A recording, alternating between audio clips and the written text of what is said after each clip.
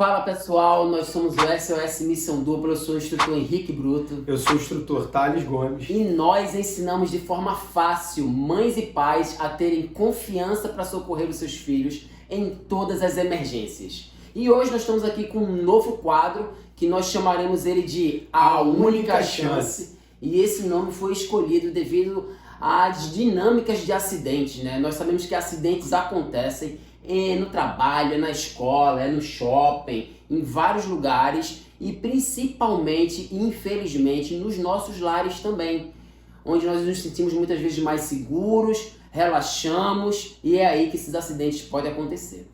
E isso é tão natural que existe uma pesquisa feita por uma entidade americana, a National Highway Traffic Safety Administration, que mostra que 52% dos acidentes acontecem a um raio de 8 km de casa. E 69% desses acidentes acontecem a um raio de 16 km. Então por que isso acontece? Porque quando a gente já está chegando mais próximo de casa, acaba tendo aquele rebaixamento de segurança, de atenção, né? Então aquele famoso, a gente vai baixando a guarda. Verdade. E aí a gente acaba ficando mais exposto a esse tipo de acidente. Então a ideia desse quadro aqui é conscientizar as pessoas dos riscos que nos rodeiam. Então a todo tempo a gente está exposto a esses tipos de riscos. A gente desconhece, acaba negligenciando, né? E acaba negligenciando exatamente esses riscos e se expondo de uma maneira desnecessária.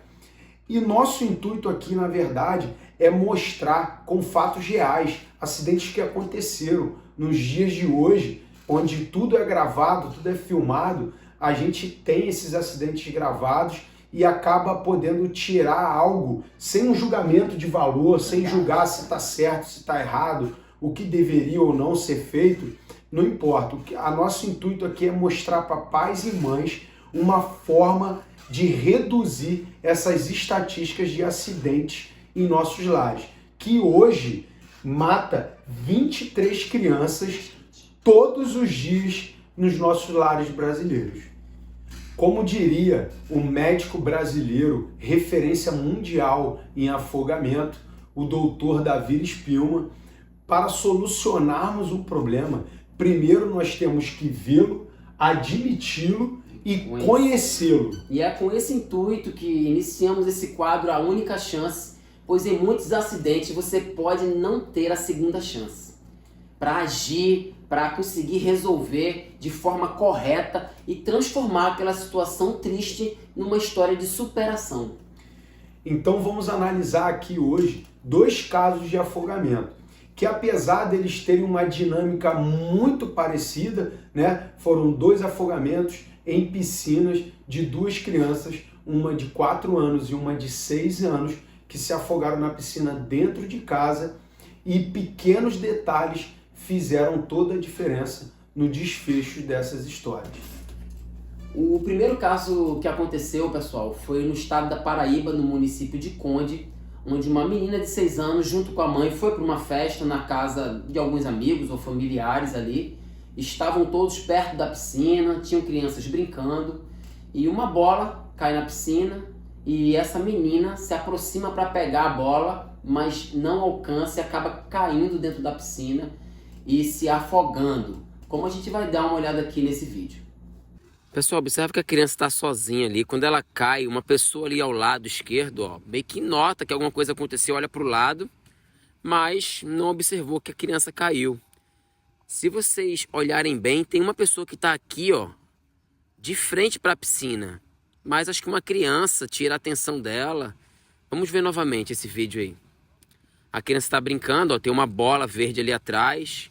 As pessoas estão do lado, tem uma mulher de frente, mas no momento acho que ela é distraída com alguma questão e a criança cai na piscina e ninguém vê. Nesse momento ela está no fundo, tem uma outra criança ali atrás, ó, que seria mais uma vítima. Mais uma vítima ali, qualquer coisa, né? Ninguém tá vendo ela. A criança pula na piscina, ela brinca ali sozinha. E a outra criança, a menina de 6 anos, está no fundo. Essa criança sai, avisa ali uma mulher, ó, Tô vendo alguma coisa no fundo, deve ser minha amiga ali. Tem alguma coisa aqui. Quando a mulher percebe, ela entra para pegar a criança. Então, pessoal, como vocês observaram no vídeo, alguns fatores aconteceram para que a criança pudesse vir ali a se afogar. Um deles, como vocês perceberam, não existia nenhum tipo de barreira na piscina. Não tinha uma grade barreira ali física, né? Não tinha uma grade ali protegendo, né, um portãozinho que impedisse a criança de entrar sem que ninguém visse ela entrando ali. Um outro ponto que a gente pode observar no vídeo, né, todos os adultos estavam sentados lateralmente à piscina, mas de costas. Posicionados de costas. A mesa que eles estavam ali, né, Thales, poderia ter sido deslocada para um outro local, mas eles estavam ali de costas e não conseguiam ter uma visão clara do que acontecia na piscina. Tanto que quando a menina entra, até um dos adultos meio que ouve algo, né? Olha meio pro lado, dá uma olhada, mas não é nada demais, as crianças estão brincando, tem barulho na festa, né? Então essa falta de percepção, né, de atenção dos adultos ali, acabou sendo um fator também que contribuiu para isso, né? A gente muitas vezes, como a gente falou, né, desconhece, acha que não vai estar todo mundo ali na festa, e aí acabou que isso veio ali a acontecer. Um outro ponto, né, que a gente observa nesse vídeo é que tem uma bola ali, tem um brinquedo que cai ali na piscina e ela tenta pegar aquele brinquedo. É uma coisa que chamou a atenção dela, que às vezes ela estava brincando com alguma criança. Exato. A bola caiu ali, pô, vou pegar a bola. E ela cai na piscina. E por incrível que pareça, a gente acha muitas vezes que um afogado ele vai se debater, ele vai fazer barulho. A criança ela entrou e acabou-se. Não subiu mais, não alcançou o fundo. É um acidente silencioso. Normalmente a gente não ouve que a vítima está se afogando. E aí, daquele momento ali, ela já estava se afogando e os adultos continuavam na festa, as crianças brincando. E não dava para perceber que ela ali estava numa situação extremamente aguda, ali, um quadro difícil. E aí, pessoal, quando essa criança entra na água, a festa continua, mas vocês observam no vídeo que uma outra criança vem, entra na piscina, meio que querendo brincar, observa que tinha algo estranho no fundo, provavelmente, não sei se ele, é a minha amiga, não sei se ele percebeu isso, de alguma forma, sai da piscina, avisa a mulher que diz, tem alguma coisa estranha ali, talvez a minha amiga tá ali no fundo. A mulher se aproxima da piscina meio que desacreditada, né? Ela olha para aquela situação. Ela demora alguns segundos para processar o que estava acontecendo. Até ela reagir e entrar para pegar a criança, que aí já estava desacordada por 6 minutos embaixo d'água. E eles rapidamente tentam ali acionar um socorro, pegam a criança, levam para o hospital mais perto, levam para um local que poderia ter um suporte avançado, e aí demanda aí um tempo, né, um certo tempo com a criança nessas condições de afogamento para receber os primeiros atendimentos e aí sim tentar reverter esse quadro. O segundo caso de afogamento que nós veremos aqui hoje é o caso do Heitor, de 4 anos.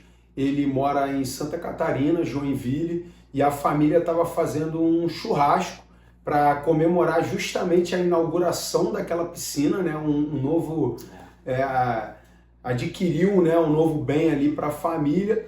E após esse churrasco, tudo correu bem e eles foram para casa para descansar, entraram. A mãe foi dormir, foi tirar um cochilo, o pai foi trabalhar e os irmãos, que eram 3, ficaram no quarto brincando ali, né, como criança normal. E o Heitor, sem que ninguém percebesse, ele saiu da casa e foi para a parte de trás ali onde estava a piscina. E ninguém percebeu. Você vê que são 4 adultos dentro da casa, né? 4, na verdade, 2 adultos e mais 2 crianças. E ninguém percebe a saída do Heitor. E ele chega ali na piscina, começa a brincar, tinha um brinquedo ali na água, e ele vai pegar esse brinquedo, ele acaba escorregando e caindo, né? Ele vai tentar pegar o macarrão, ele acaba escorregando e caindo na água, como nós vamos ver agora no vídeo. Você percebe que às 5:04 é a hora que o Heitor cai na piscina. E somente às 5h15 que o pai dá falta e vai procurar Heitor. Você vê que no momento que ele percebe que Heitor estava na piscina, ele corre imediatamente em direção ao filho, sabendo o que tinha acontecido. Após ele pular na piscina e retirar o filho da água, ele começa imediatamente a iniciar os procedimentos, enquanto a mãe, desesperada no telefone, liga para o socorro. Percebe aqui o filho mais velho do casal orando e a mãe ligando para o socorro enquanto o pai presta os primeiros socorros. E após aproximadamente 23 minutos, chega o socorro, os bombeiros, que começam a oferecer o suporte avançado de vida. Então, como nós podemos observar nesse vídeo aí, tudo que aconteceu, a dinâmica dos fatos, nós separamos aqui 4 pontos para analisarmos desse vídeo. E o primeiro ponto é, o Heitor, uma criança de 4 anos, saiu de casa, uma casa onde tinha mais outras 2 crianças mais velhas, o pai e a mãe, sem que ninguém percebesse, e acessou a parte de trás da casa. Então a gente vê aí que é um ponto que a gente está acostumado a dizer que a criança cega a gente, né? Então a gente está aí o tempo todo entretido com alguma coisa, principalmente em relação aos celulares, né?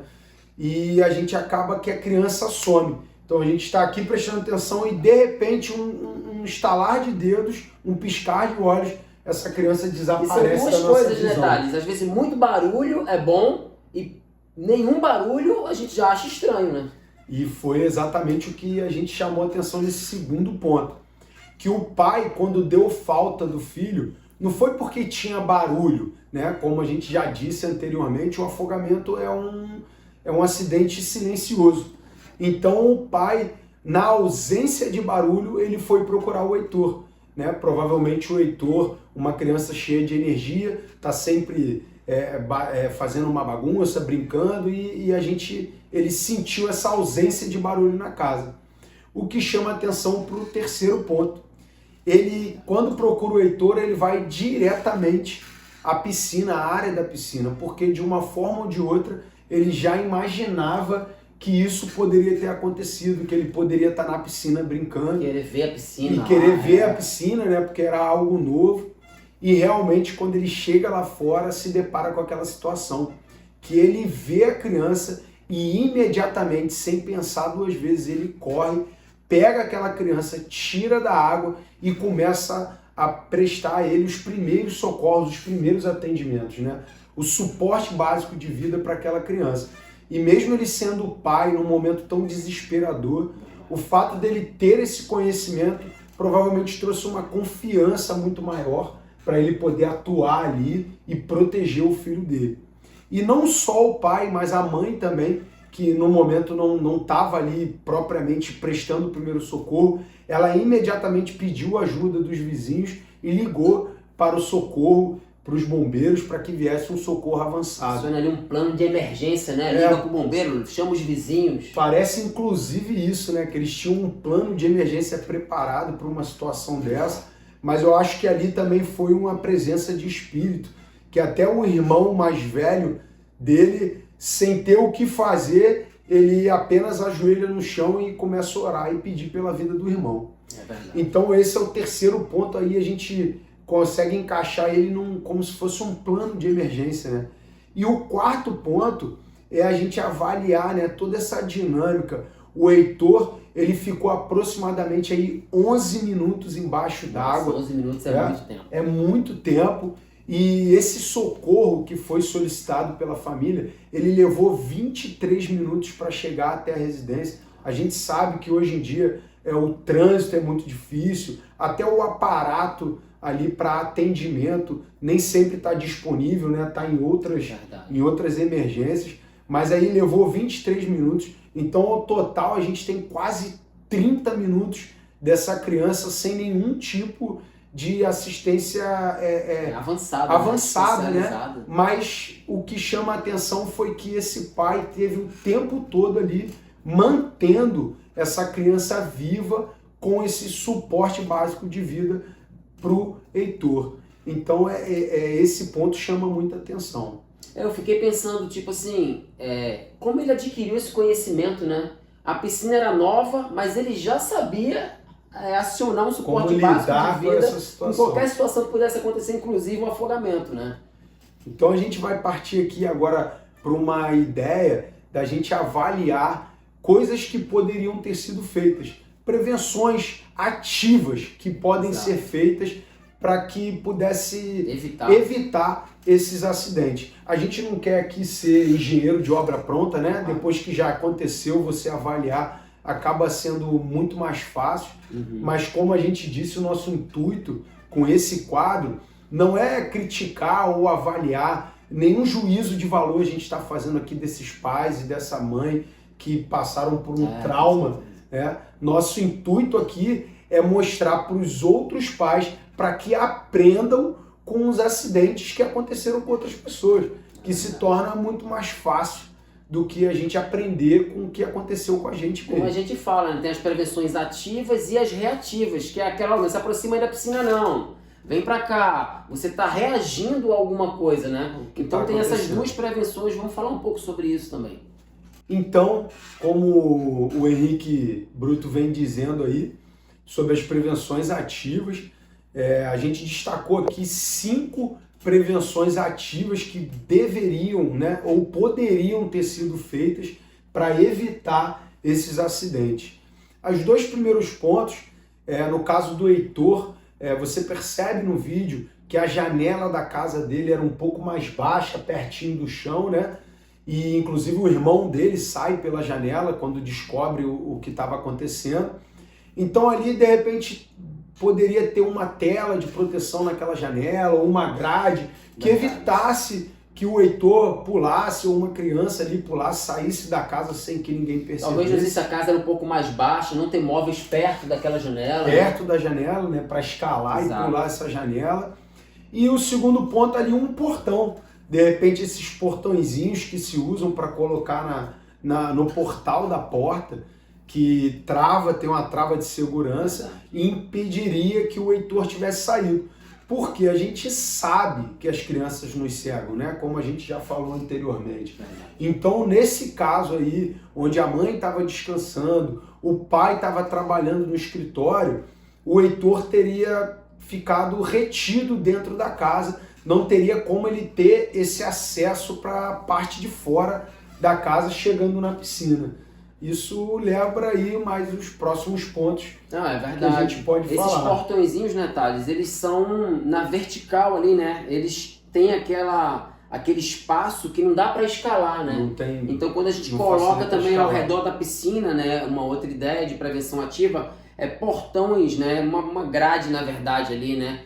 Uma grade em torno da piscina que tenha mais ou menos ali 1,20 m, né? Não totalmente próxima do chão, mas também um pouquinho afastada ali, que não dê para passar por baixo, nessa altura de 1,20 m, então, que a criança não vai conseguir escalar. Essas grades de preferência que sejam vazadas para você ver a piscina, ou às vezes tem gente que usa uns bloqueadores, né? Tipo um murozinho, né? Que acaba também sendo uma proteção, mas que precisam ser transparentes para que você consiga visualizar a piscina, né?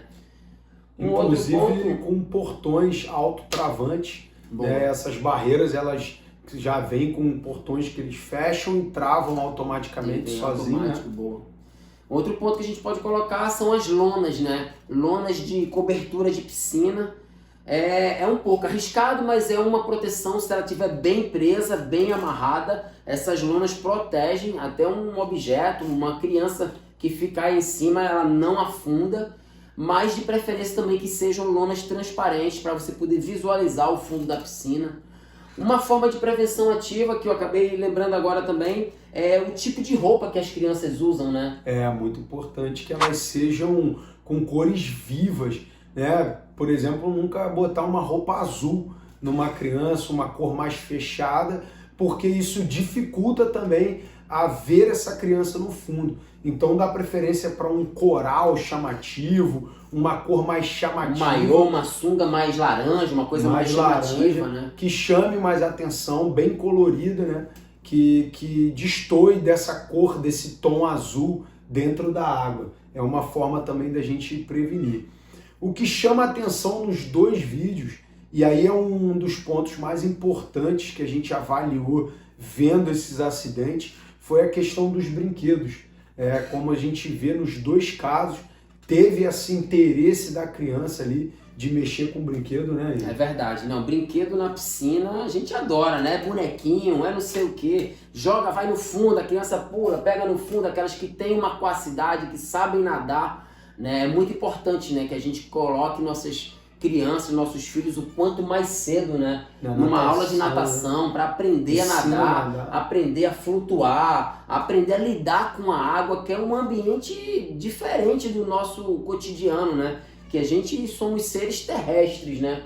Mas aí você liga ali com a água, então é muito importante isso. Então criança gosta de nadar, de brincar, de pegar brinquedo, aquilo distrai, aquilo chama atenção, o tempo passa. Então tem muitos tipos de brinquedos que afundam, tem brinquedos que flutuam, né? Como a gente viu no vídeo, tem bola, boias, né? Espaguetes, e tudo isso fica espalhado. É muito importante que quando as brincadeiras encerrem, a gente recolher esse tipo de brinquedo, colocar num local específico, né? Incluindo uma coisa que às vezes a gente não percebe. A gente está falando dos brinquedos, né? O Henrique aqui citou bem todos esses brinquedos que flutuam e chamam a atenção, né? Nos dois casos foi o que aconteceu. No caso do Heitor, um macarrão, e no caso da menina era uma bola. Mas também tem as coisas que passam um pouco desapercebidas, né? Quando a gente não tem esse olhar treinado. Então até mesmo aquele clorador flutuante, nossa, que é aquela... Um disco voador, né? Exato, tipo um disco voadorzinho. A gente bota aquela placa de cloro ali e deixa ele boiando. Aquilo ali também chama a atenção da criança e pode ser um chamariz para aquela criança querer brincar ali e acabar escorregando e caindo. E pasmem, o pior de tudo é que agora eles estão criando esse clorador flutuante em formato de bichinhos. Então tem ali o chimpanzé, tem o flamingo, rosa, bonito, colorido. Cara, isso não deveria ser utilizado em piscina alguma. Porque ele vai estar ali, vai dar a falsa impressão de que não tem nada, é só um clorador flutuando, mas na verdade ele pode estar chamando a atenção de uma criança que está passando e vê age e pensa que é um brinquedo. E não dá para tirar o clorador da piscina, né? E não tem como ficar tirando. Então, o ideal é que vocês, em hipótese alguma, principalmente se for uma piscina que tenha crianças ali no ambiente, né, e hoje qualquer lugar tem uma criança, vocês não usem esse tipo de clorador, e de preferência até mesmo esse que parece um disco voador, que é mais simplesinho, que vocês usem com uma certa parcimônia, né? Tenham uma visão mais crítica do momento que aquele clorador vai ficar flutuando ali, para não chamar a atenção da criança. E a gente botou aqui 3 pontos que foram incomuns nesses acidentes, que a gente pode citar aqui também. Como a gente já disse, os acidentes eles são muito parecidos. Verdade. Então, até por isso, existe aquela questão de que a prevenção ela já é baseada no que acontece. Então, como acontece tantos acidentes, a gente já começa a entender a dinâmica deles e perceber aonde a gente tem que atuar diretamente. É uma coisa que passa despercebido também, que vale a pena a gente ressaltar que não foi em nenhum dos casos, são os ralos que existem nas piscinas, né?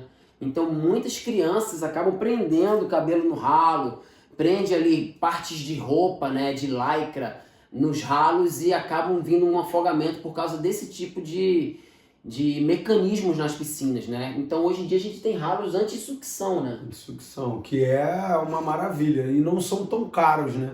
Como normalmente as conexões hoje, quando a gente desenvolve alguma coisa, a gente fala do DEA, né? Que é um aparelho aí muito importante, né? Que é um desfibrilador externo automático, mas é muito caro, não dá para ter em qualquer lugar. Mas esse ralo anti-sucção não é tão caro e dá para ter em qualquer lugar. Inclusive, existe em todas as piscinas maiores, né?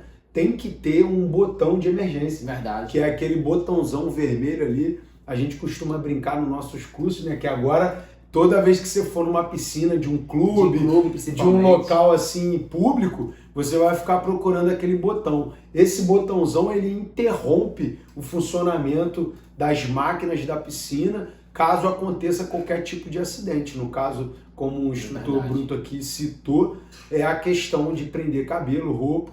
Esse botãozão você aperta e ele interrompe o funcionamento imediatamente. Então qualquer pessoa pode apertar esse botão. Então nos casos ali, né, que a gente observou, a proteção física não tinha nenhum dos dois casos, né? Nenhum dos dois casos tinha essa proteção, essa barreira ali do portãozinho, né, que realmente não tinha. É até uma proteção cara de se ter, mas quanto vale uma vida, né? Às vezes não vale a pena economizar nessa etapa. E o segundo ponto aí foi a distração, a famosa distração, tanto num caso quanto no outro. Então a gente atribui essa distração a uma questão de desconhecimento dos riscos. Exato. Então quando a gente não tem esse olhar treinado para o risco, saber que isso pode acontecer e acreditar de fato que isso pode acontecer, a gente acaba desmerecendo ali a potencialidade desse acidente. Não é por mal, então, né, Thales? Não é por mal. Não é por mal, a gente exato. não acha que vai acontecer, não pensa nisso, né? A gente não pensa porque não está exposto. Então, por isso a gente está aqui hoje, por isso a gente está avaliando, né? A gente não está julgando se eles estão certos ou errados e o que aconteceu ali. A gente está avaliando e para ensinar outras mães, outros pais a não passarem por isso. Então eu tenho certeza, você que está vendo esse vídeo aqui, quando você estiver próximo a uma piscina que tenha crianças, você vai pensar de uma forma diferente.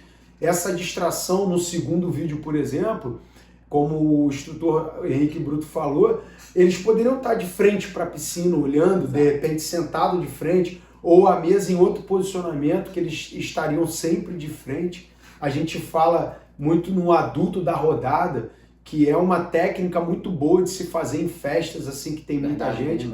Às vezes tem uma babá ali, uma secretária que está cuidando, tudo bem, ela é responsável, vai estar vigiando. Mas nem sempre a gente tem alguém de fato ali vigiando. E aí é ideal que a gente intitule um adulto, pegue um adulto ali, né? Às vezes até por ter uma secretária, uma pessoa que cuida especificamente daquela criança, e a gente se acomoda tanto às vezes que quando ela não está, a gente nem está muito acostumado de tipo, não, tem que olhar ela, tem que estar de olho nela, né? Como é que ela tá? Então essa técnica aí do adulto da rodada é muito importante. Como é que funciona? Você elege um adulto, seleciona ele para ficar ali meia hora, uma hora durante a festa. A função dele é somente vigiar as crianças. Ele não come, ele não bebe, ele não faz nada. Ele fica ali, ó. Os amigos levam para ele, né? Leva para ele ali um salgadinho, um negócio. Isso. Mas a função dele é só observar as crianças, o que elas estão fazendo. Então, deu meia hora, o próximo adulto vem, rende aquele ali e fica na mesma posição. Então, durante a festa, a gente vai tendo esse rodízio e normalmente tem mais adultos do que crianças. É verdade. Então, a gente vai ficando ali, no máximo, dependendo do tempo dessa festa, a gente vai ficar ali meia hora, uma hora, vigiando as crianças. Lá, isso a gente protege dessa distração. E é por isso que a maioria dos acidentes acontecem em grandes eventos. Natal, Ano Novo, que a família está reunida, Páscoa, né? A família reunida, festa, Réveillon, que as pessoas estão distraídas, estão naquele ambiente, ninguém está realmente olhando, está todo mundo olhando, mas ninguém está olhando. Então esse tipo de prevenção, né, de ter uma pessoa ali responsável, já evita principalmente nesses dias. O próximo ponto aí em comum, né, dos dois acidentes, a gente já citou isso aqui, foram os brinquedos na piscina. Então, como a gente já citou anteriormente, acabou a brincadeira, piscina, todo mundo brincou, todos os brinquedos devem ser retirados da piscina e imediatamente colocados lá de fora para que não chame a atenção dessas crianças para a piscina.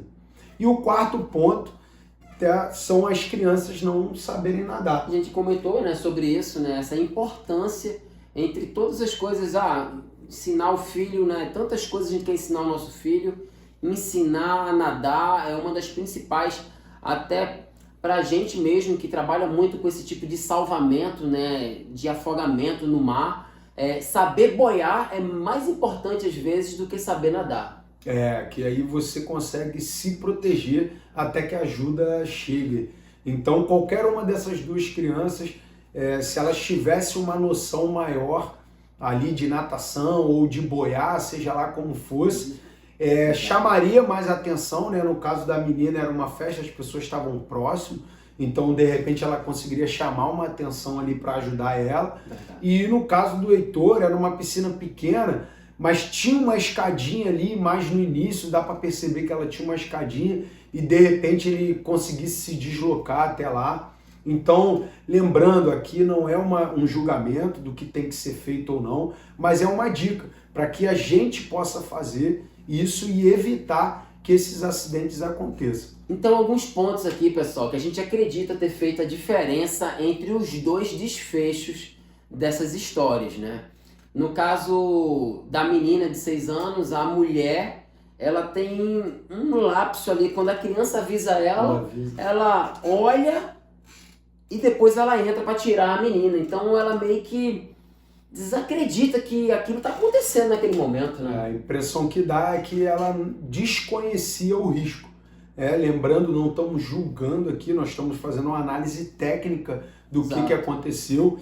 Então, quando a gente percebe de tantos acidentes que a gente já viu, já assistiu, até mesmo para ter material para falar, para explicar, para prevenir esses acidentes, a gente percebe que quando a pessoa não reconhece o risco de imediato, denota de que ela não conhecia, não imaginava que aquilo poderia acontecer. Então meio que acontece aquele lapso de delay para ela entrar na água e realmente socorrer essa menina. E aí você tá tranquilo e vem aquele pico de adrenalina e desespero e assim, até as coisas que você meio que sabe desaparecem. Tem que ter muita confiança para estar nesse momento mantendo a calma para fazer um atendimento, né? Exato.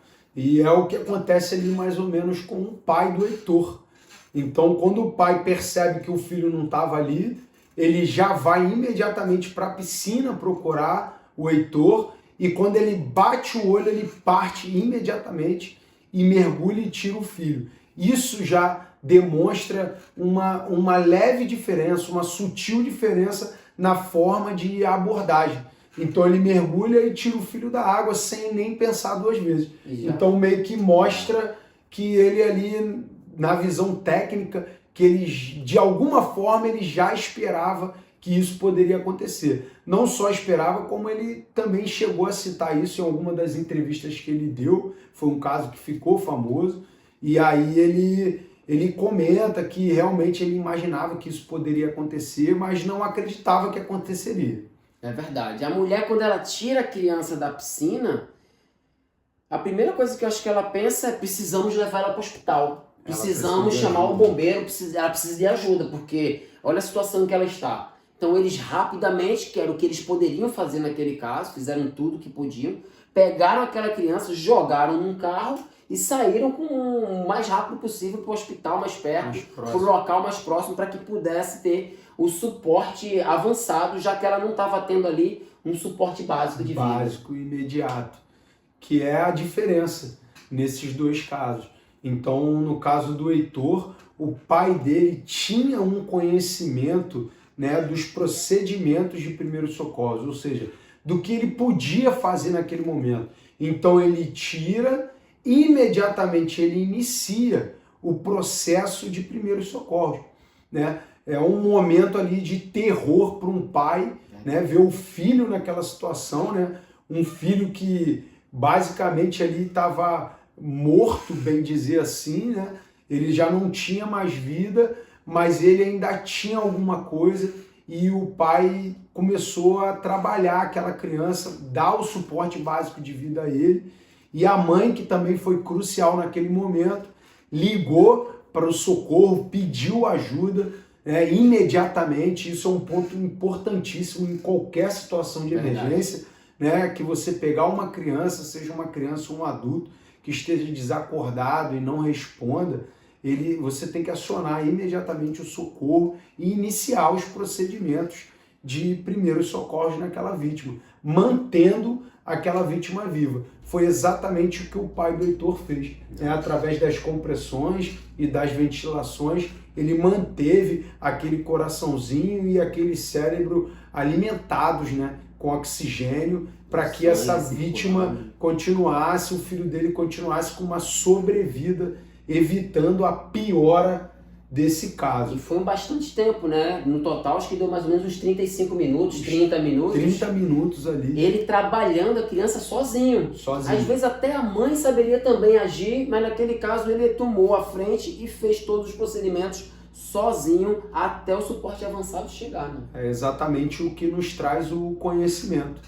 Quando a gente tem um conhecimento, a gente acaba ficando mais confiante. A gente sabe o que fazer. Por mais que seja aterrorizante para qualquer pai, qualquer mãe, uma situação dessa, a gente, quando tem um conhecimento, o poder desse conhecimento, a gente acaba não dependendo de curiosos ou de outras pessoas à volta. E foi o que ele fez. Ele foi lá e fez o que ele sabia fazer. E esse é o grande desfecho que tem nas duas histórias, né? Porque a criança, né, a menina de 6 anos, ela acabou ficando sem nenhum tipo de suporte da hora que ela caiu no fundo na piscina até o hospital, que pode ter levado aí, em média, 10, 15, talvez, porque ela ficou 6, né?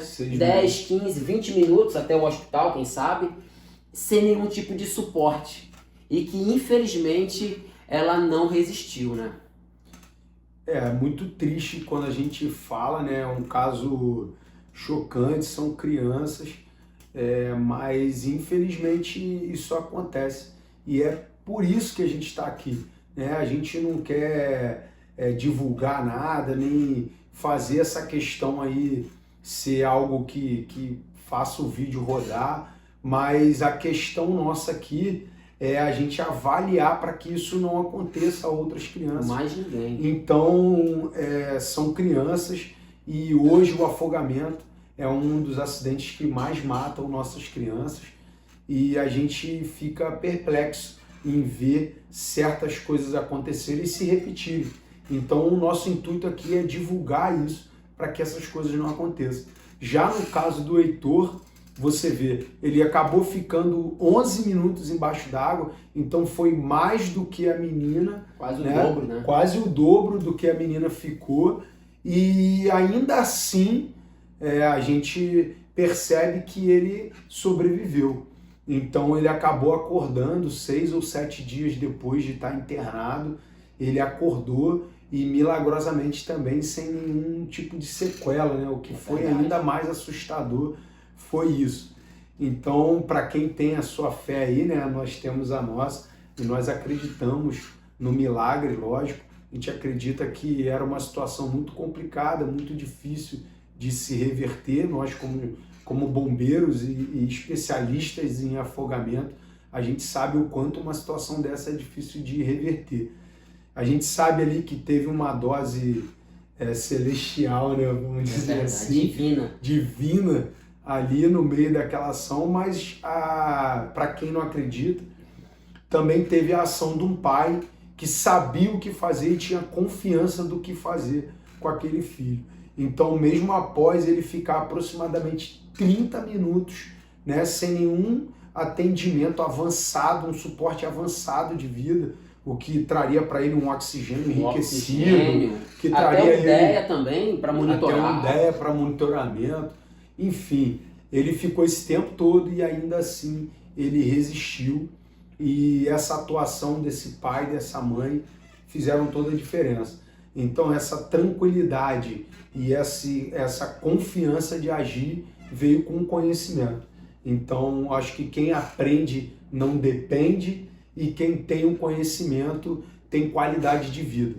Então é essa a importância que a gente traz de um conhecimento avançado, de um primeiro socorro, de um primeiro atendimento, que pode fazer toda a diferença, né? A gente sabe que o milagre não acontece todo dia. Então a gente poder atuar e ajudar para que a gente não dependa ou de outras pessoas ou só de um milagre, faz toda a diferença. E não quer dizer que aplicando esse conhecimento com confiança, você vai realmente salvar a vida. Mas você sabe que fez tudo que deveria ter feito de acordo com os protocolos, ou para reverter o quadro, ou para que aquela vítima tivesse menos dor, né? Ou para que realmente ali ela possa vir a falecer, mas você fez o que tinha que ter sido feito. Que é exatamente a definição do primeiro socorro, né? Que é evitar o agravamento do problema, basicamente. Então a gente trabalha com isso. E a gente percebe o quanto é importante a gente ter esse tipo de conhecimento, como mães, como pais, que estamos sempre aí em contato com essas crianças maravilhosas, esses anjos que frequentam nossas vidas. Então, galera, vocês que ficaram até aqui, você mãe, você pai, que acompanhou a gente até esse momento, a gente pede para que você curta o nosso vídeo, você compartilhe esse vídeo, para que as pessoas, mais pais e mais mães, possam receber isso e para que a gente continue com essa nossa batalha, esse nosso movimento para reduzir esses acidentes. Avaliando tudo isso que a gente viu agora, parece que a gente está assistindo um filme, né? É verdade. Repetidas vezes o mesmo filme, que vai apenas mudando os atores, e como a gente bem sabe já, segundo o Ministério da Saúde, 90% dos acidentes poderiam ter sido evitados com prevenção. Então, não deixe de compartilhar, porque esse vídeo não deixa de ser uma prevenção ativa também. É verdade. Porque quando a gente vê e percebe esses acidentes, a gente começa a enxergar os riscos de outra forma. E é por isso que nós estamos aqui, para ensinar você de forma fácil, mãe, pai, a ter confiança para socorrer os seus filhos em todas as emergências. Espero que vocês tenham gostado, fica com a gente para os próximos episódios e até a próxima. E galera, não esquece de compartilhar esse vídeo, porque nesse caso, compartilhar também é salvar vidas. Te espero no próximo vídeo.